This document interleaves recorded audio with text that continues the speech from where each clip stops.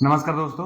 आज से हम लोग आईटीआई इलेक्ट्रीशियन सेकेंड ईयर का एमसीक्यू सीरीज स्टार्ट करने जा रहे हैं। तो आईटीआई सेकेंड ईयर का जो पहला अध्याय होता है सीबीटी एग्जाम के लिए डीसी जनरेटर होता है। तो डीसी जनरेटर के लिए हम लोग क्वेश्चन सीरीज लेकर आए हैं। तो आते हैं क्वेश्चन सीरीज पर अपना। तो हमारा जो पहला अध्याय है डीसी जनरेटर में कि पहला क्वेश्चन है डीसी जनरेटर में एक्स किसको निरूपित करता है, मतलब what is the name of the part marked as X in DC generator. तो जो एक्स ये अंकित कर रहा है ना, तो इसका नाम क्या है, जो ये किनारे किनारे दिया है उभरा हुआ भाग, तो उभरे हुए भाग को इसमें क्या कहते हैं, तो कम्यूटेटर राइजर कहते हैं। कम्यूटेटर रेजर चाहे कम्यूटेटर राइजर जो पढ़िए आप। और कम्यूटेटर सिगमेंट किसको कहते हैं, तो इसको कम्यूटेटर सिगमेंट कहते हैं। अब ब्रूस इसमें दिया नहीं है, आर्मेचर कोर इसमें दिया नहीं है। आर्मेचर कोर दिया होता तो उसमें आर्मेचर बाइंडिंग की जाती है। तो जो एक से इंकित कर रहा है ना, इसको पूछा है, तो कम्यूटेटर राइजर है उभरा हुआ भाग, और ये कम्यूटेटर सिगमेंट होता है। आते हैं अगले क्वेश्चन पे। What is the name of DC generator, इस डीसी जनरेटर का नाम क्या है। तो पहले तो ये देखिए कि इसमें धारा इस तरह है शंट बाइंडिंग में, और फील्ड बाइंडिंग में धारा इस तरह है, तो डिफरेंशियल हो गया। तो डिफरेंशियल होगा, ये दोनों तो होगा नहीं, कम्युलेटिव पूछ दिया, ये डिफरेंशियल होगा। क्यों, क्योंकि दोनों में शंट में और फील्ड में दोनों में डिफरेंट अलग अलग दिशा में धारा है, इसलिए डिफरेंशियल। अब इन दोनों में कौन सा होगा, तो long shunt compound, differential long shunt compound होगा। क्यों, क्योंकि जो फील्ड बाइंडिंग है ये पूरा जो ये शंट बाइंडिंग है उसके साथ आर्मेचर बाइंडिंग और फील्ड बाइंडिंग इसके साथ है, इसलिए लॉन्ग हो गया। अच्छा, शॉर्ट शंट कब होता, तो ये जो फील्ड बाइंडिंग होता ना, ये इससे अलग होता, तब हम लोग शॉर्ट कहते। तो ये इन दोनों के साथ हुआ है, इसलिए long differential long shunt compound हम लोग जनरेटर इसको कहते हैं। डिफरेंशियल क्योंकि अलग था। आते हैं अगले क्वेश्चन पे हम लोग। जो अगला क्वेश्चन है कि which rule is used to find the direction of induced EMF in DC generator, मतलब डीसी जनरेटर में इंड्यूस्ड ईएमएफ जो होता है उसकी दिशा कैसे हम लोग ज्ञात करते हैं, किस रूल के अनुसार ज्ञात करते हैं। तो डीसी जनरेटर में दाहिने हाथ से घुमाया जाता है, इसलिए जनरेटर में इंड्यूस्ड ईएमएफ की दिशा फ्लेमिंग के दाहिने हाथ के नियम से ज्ञात की जाती है। तो फ्लेमिंग के दाहिने हाथ के नियम, ये फ्लेमिंग का लेफ्ट हैंड रूल ये नहीं हो सकता है, ये हैंड पाम रूल है, तो ये भी नहीं होगा, ये भी नहीं होगा। यानी आगे जो चौथा ऑप्शन है हमारा फ्लेमिंग राइट हैंड रूल। तो डीसी जनरेटर में फ्लेमिंग राइट हैंड रूल और डीसी मोटर में Fleming left hand rule. Motor में लेफ्ट हैंड रूल और जनरेटर में फ्लेमिंग राइट हैंड रूल, तो ये फ्लेमिंग राइट हैंड रूल।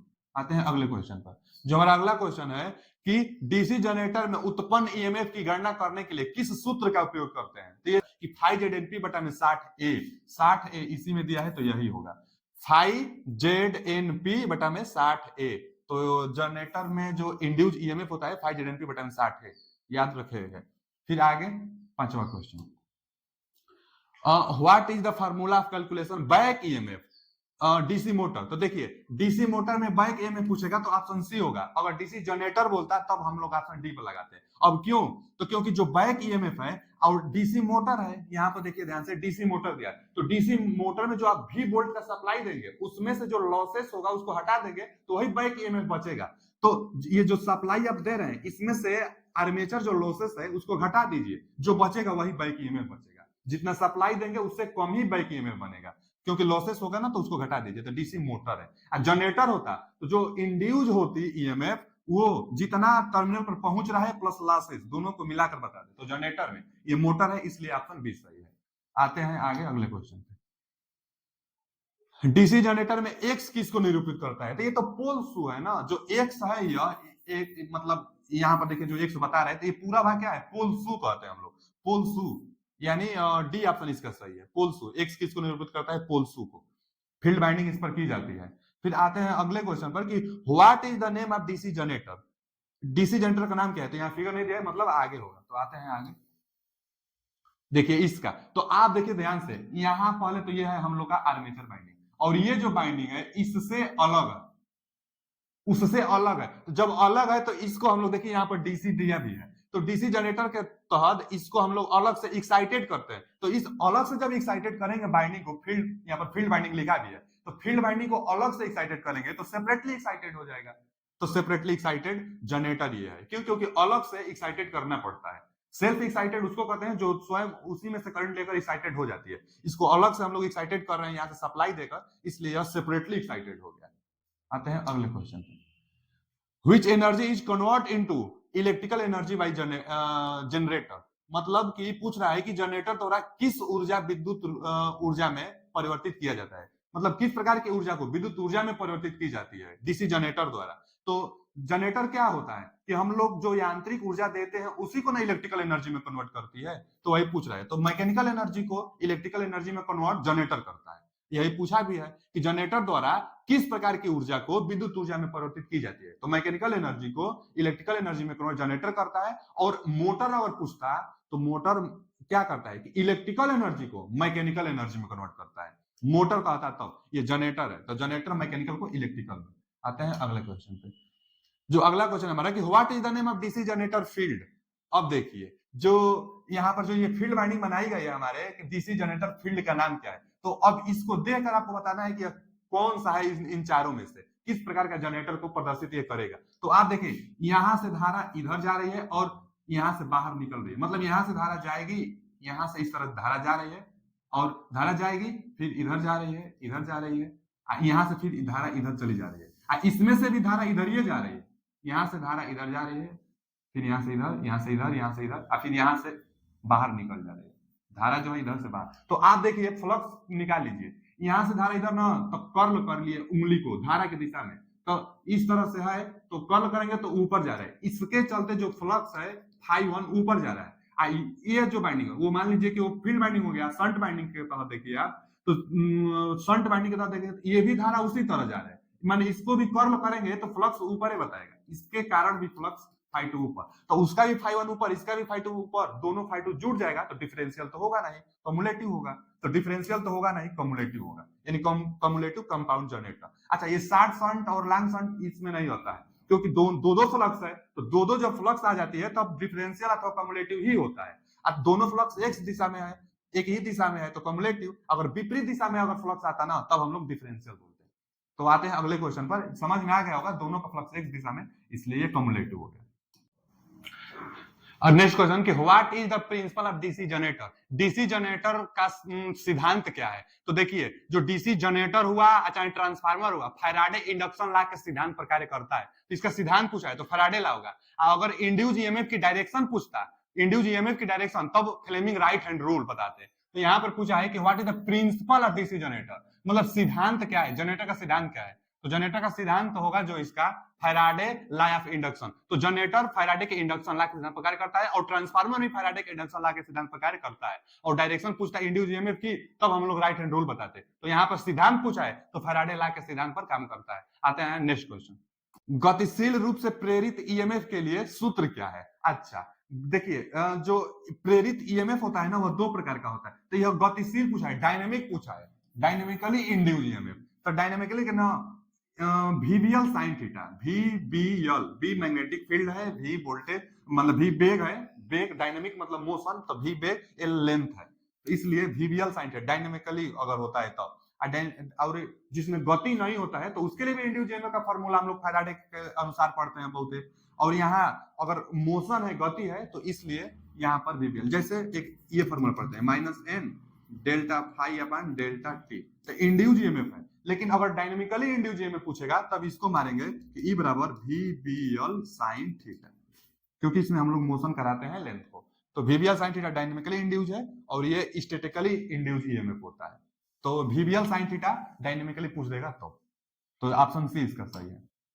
आगे Which rule is used to find direction of magnetic field, मतलब चुंबकीय क्षेत्र की दिशा ज्ञात करने के लिए किस नियम का प्रयोग करते हैं, चुंबकीय क्षेत्र की दिशा ज्ञात करने के लिए। तो फ्लेमी के दाहिने हाथ का रूल क्या होता है, फ्लेमी के दाहिने हाथ का रूल चुंबकीय क्षेत्र की दिशा ही ज्ञात की जाती है।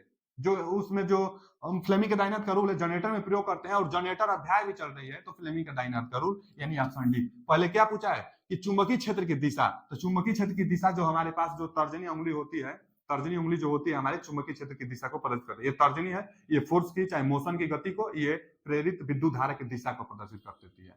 तो तीनों परस्पर लंबवत होती है, तो हमारे तर्जनी उंगली जो मैग्नेटिक फील्ड की दिशा को प्रदर्शित कर देती है। तो फ्लेमिंग के राइट हैंड रूल के अनुसार हम लोग क्या करते हैं कि डायरेक्शन ज्ञात कर लेते हैं कि which find direction of the magnetic field. तो मैग्नेटिक फील्ड की डायरेक्शन फ्लेमिंग के दाहिने हाथ के रूल, लेफ्ट हैंड रूल से नहीं, राइट हैंड पाम रूल से भी नहीं, क्लॉक रूल से भी नहीं, यानी राइट हैंड। आगे कि डीसी जनरेटर का भाग का क्या नाम है। तो ये इसको तो हम लोग सब लोग जानते हैं कि योक होता है। छोटी मशीन में कास्ट आयरन और कास्ट स्टील बड़ी मशीनों में बनाई जाती है। तो कास्ट। अच्छा, मोटर होता तो इसको लेमिनेशन भी किया जाता है, जनरेटर में लेमिनेशन नहीं किया जाता है। या मैकेनिकल प्रोटेक्शन से सुरक्षा प्रदान करता है, या मैकेनिकल मतलब हुआ है जो चोट पहुंचेगी हमारी अंदर जो बाइंडिंग होती है उसको सुरक्षा प्रदान करता है, तो इसको योक बोलते हैं। सबसे बाहरी भाग यही होता है। तो डीसी जनरेटर में इस भाग को क्या कहते हैं, तो योक चाहे फ्रेम कहते हैं। आगे कि 4 पोल डीसी जनरेटर के डुप्लेक्स लैप बाइंडिंग में कितने समांतर पाथ होंगे। तो देखिए, एक तो लैप बाइंडिंग होता है, एक वेव बाइंडिंग होता है। तो जो हमारे पास समांतर पाथ पूछा है ना, एक मान, तो लैप के लिए एमपी होता है फॉर्मूला, और वेव के लिए जो होता है फॉर्मूला 2m होता है। अब m क्या है यहाँ पर, तो मल्टीप्लेक्स नंबर, और p क्या है, पोलो की संख्या। तो लैप बाइंडिंग कहा है इसमें, लैप बाइंडिंग, तो देखिए m मल्टीप्लेक्सर है कि बाइंडिंग जो होती है वो डुप्लेक्स है कि सिंप्लेक्स है कि ट्रिपलेक्स है।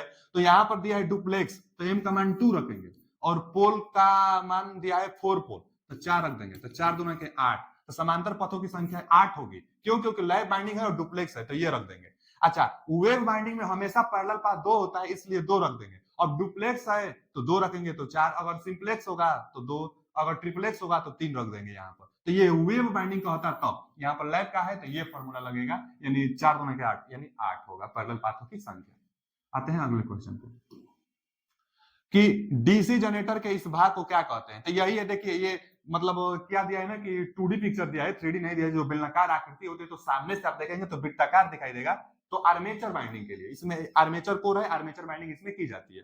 तो आर्मेचर कोर है, ये आर्मेचर कोर लेमिनेशन है, इसी में आर्मेचर बाइंडिंग की जाती है। यह 2D पिक्चर दिया है जो सामने से आपको दिखाई गई है, तो इसका ऑप्शन ये होगा। कम्यूटेटर तो है नहीं, कम्यूटेटर तो हम बता ही थे, और पोल शू कहाँ है, और साइड इंड प्लेट भी नहीं है, तो ये ऑप्शन बचा आर्मेचर कोर लेमिनेशन। आते हैं अगले क्वेश्चन पे कि how interpole are connected in DC generator. मतलब इंटरपोल एक बनाई जाती है जो आर्मेचर रिएक्शन को कम करता है, तो यह डीसी जनरेटर में कहां कनेक्ट की जाती है और कैसे कनेक्ट की जाती है। तो ये ना मतलब पहला ऑप्शन पैरेलल विथ आर्मेचर नहीं, आर्मेचर के साथ सीरीज में, पहला ऑप्शन ये सही होगा, इन सीरीज विथ आर्मेचर।